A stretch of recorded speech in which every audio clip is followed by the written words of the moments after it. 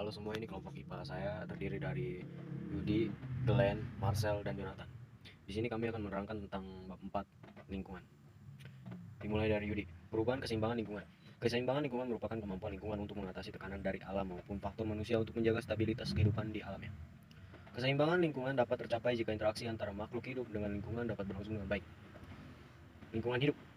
Menurut Undang-Undang Nomor 32 Tahun 2009, lingkungan hidup adalah kesatuan ruang dengan semua benda, daya, keadaan, dan makhluk hidup, termasuk manusia dan perilakunya, yang mempengaruhi kelangsungan peri kehidupan dan kesejahteraan manusia serta makhluk hidup lain. 2. Peraturan lingkungan hidup. Adapun peraturan-peraturan yang berkaitan dengan hukum lingkungan hidup di Indonesia sebagai berikut.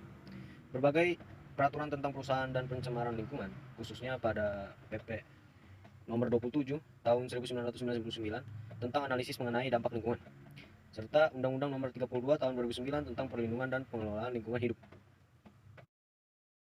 Unsur-unsur lingkungan hidup. Unsur-unsur lingkungan hidup terbagi menjadi tiga, yaitu yang pertama ada unsur hayati atau biotik, unsur sosial, budaya, serta unsur fisik atau abiotik. Unsur hayati ini meliputi unsur-unsur yang terdiri dari manusia, hewan, tumbuhan, serta jasad teknik. Unsur sosial budaya merupakan lingkungan sosial dan budaya yang dibuat manusia yang merupakan sistem nilai, gagasan, dan keyakinan dalam perilaku. Sebagai makhluk sosial, unsur fisik meliputi benda-benda tak hidup seperti tanah, air, udara, iklim, dan lain-lain. Yang keempat, ciri-ciri lingkungan yang seimbang. Lingkungan yang dapat dikatakan seimbang apabila memiliki ciri-ciri berikut. A. Lingkungan yang memiliki daya dukung lingkungan, yaitu lingkungan yang mampu mendukung semua kehidupan organisme. Karena dalam lingkungan terdapat berbagai sumber daya alam, yang hayati maupun yang non-hayati. B. Lingkungan yang di dalamnya terdapat pola-pola interaksi, meliputi arus energi, jalur materi, rantai makanan, jaring-jaring makanan, piramida ekologi, jalur biogeokimia, dan produktivitas. Melalui pola-pola interaksi tersebut, pertumbuhan dan perkembangan organisme berlangsung secara alami, sehingga tidak ada organisme yang mendominasi terhadap organisme lainnya. C. Lingkungan yang ostatis, yaitu lingkungan yang mampu mempertahankan terhadap gangguan alam, baik gangguan secara alami maupun buatan. Yang D. Terbentuknya lingkungan yang klimaks, yaitu lingkungan yang banyak ditumbuhi pohon-pohon, seperti contohnya terbentuknya hutan. 5. Manfaat lingkungan.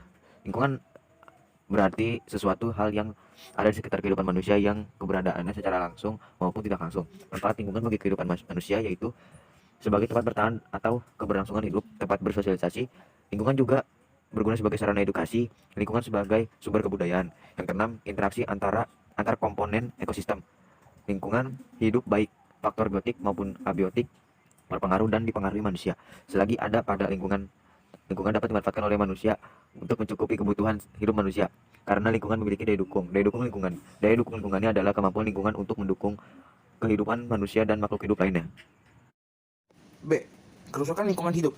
Kerusakan lingkungan hidup dapat terjadi bila lingkungan telah kehilangan sumber daya tanah, air, udara, serta punahnya beberapa spesies fauna dan flora yang dapat menyebabkan kerusakan ekosistem. Yang satu, klarifikasi dari kerusakan lingkungan hidup. Kerusakan lingkungan hidup dibagi menjadi dua jenis, yaitu kerusakan lingkungan hidup akibat peristiwa alam dan kerusakan lingkungan hidup akibat aktivitas manusia. Yang pertama ada kerusakan lingkungan hidup akibat peristiwa alam, yaitu ada letusan gunung berapi karena adanya gas beracun yang terkandung pada letusan gunung berapi tersebut.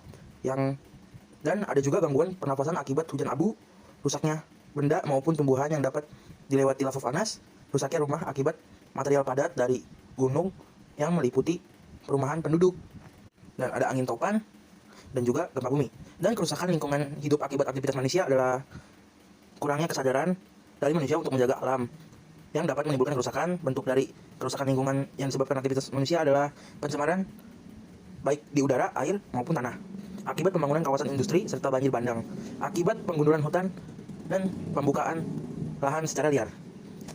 Yang kedua, etika lingkungan. Berikut pedoman etika lingkungan yang dapat kita pahami.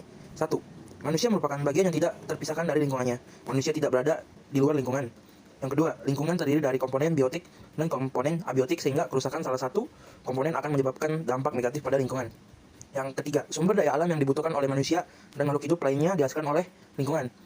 Yang keempat, pemanfaatan sumber daya alam tidak boleh dieksploitasi sehingga mengganggu keseimbangan lingkungan. Kelima, pemerintah dan masyarakat wajib bertanggung jawab atas keseimbangan lingkungan. Keenam, iptek dapat menyebabkan kerusakan dan pencemaran lingkungan, tetapi sebaliknya, iptek juga dapat digunakan untuk melestarikan lingkungan. Yang ketiga, ada prinsip-prinsip etika lingkungan. Prinsip-prinsip etika lingkungan adalah prinsip-prinsip yang mengatur sikap dan tingkah laku manusia dengan lingkungannya. Prinsip etika lingkungan meliputi prinsip tidak merugikan, prinsip tidak campur tangan, prinsip kesetiaan, serta prinsip keadilan. 4. Upaya pelestarian lingkungan. Ada beberapa upaya yang dapat dilakukan untuk menjaga lingkungan. Ada 4, yaitu A. Pelestarian tanah. Upaya pelestarian tanah dapat dilakukan dengan melakukan penanaman kembali atau reboisasi di lahan yang gundul. Sedangkan pada daerah pegunungan yang memiliki tanah miring, penanaman padi menggunakan prinsip teras ring agar tidak terjadi longsor. B. Pelestarian hutan. Hutan merupakan penghasil oksigen. Selain itu, hutan menyediakan bahan pangan maupun bahan produksi, penahan lapisan tanah, dan menyimpan cadangan air. Sehingga pelestarian hutan dapat dilakukan dengan cara memberi sanksi pada penebang liar, reboisasi, penerapan sistem tebang pilih, dan penerapan sistem tebang panen. C. Pelestarian laut. Eksploitasi pada biota laut seperti pengembalian terumbu karang, pasir pantai, penangkapan ikan dengan bahan peledak dapat mengganggu kelestarian laut. Sedangkan kelestarian pantai dapat terganggu karena adanya abrasi.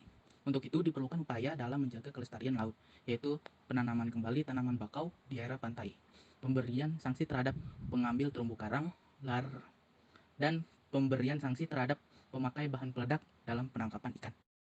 D. Pelestarian flora dan fauna. Untuk mencapai keseimbangan lingkungan, tentunya diperlukan suatu upaya pelestarian fauna dan flora agar tidak punah. Sebab bila punah akan mengganggu pelestarian lingkungan. Untuk itu, diperlukan upaya seperti pendirian cagar alam dan suaka marga satwa, larangan pemburuan liar, dan penggalakan kegiatan penghijauan. D. Faktor perubahan keseimbangan lingkungan. Keseimbangan lingkungan termasuk keseimbangan dinamis, artinya keseimbangan tersebut dapat berubah. Perubahan keseimbangan lingkungan disebabkan oleh 2 faktor, yaitu faktor alami dan faktor buatan. A. Faktor alami. Faktor alami merupakan perubahan yang disebabkan oleh fenomena-fenomena alam seperti bencana alam. Bencana alam adalah bencana yang diakibatkan oleh peristiwa atau serangkaian peristiwa yang disebabkan oleh alam, antara lain berupa gempa bumi, tsunami, gunung meletus, banjir, kekeringan, angin topan, dan tanah longsor. B. Faktor buatan. Faktor buatan merupakan perubahan yang disebabkan karena pengaruh aktivitas manusia. Misalnya, penebangan hutan, kegiatan industri, pertanian monokultur, penggunaan insektisida. 1. Penebangan hutan. Penebangan hutan yang liar mengaruhi fungsi hutan sebagai penahanan air. Akibatnya daya dukung hutan menjadi berkurang. Selain itu, pengundulan hutan dapat menyebabkan terjadinya banjir dan erosi. Akibat lain adalah munculnya harimau, babi hutan, dan ular di tengah pemukiman manusia karena semakin sempitnya habitat hewan-hewan tersebut. 2. Pembangunan jalan. Pembangunan jalan dengan cara betonisasi dapat menyebabkan air sulit meresap ke dalam tanah. Sebagai akibatnya, bila hujan lebat memudahkan terjadinya banjir. Selain itu, tumbuhan di sekitarnya menjadi kekurangan air, sehingga tumbuhan tidak efektif melakukan fotosintesis.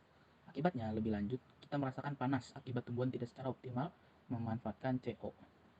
Peran tumbuhan sebagai produsen terhambat.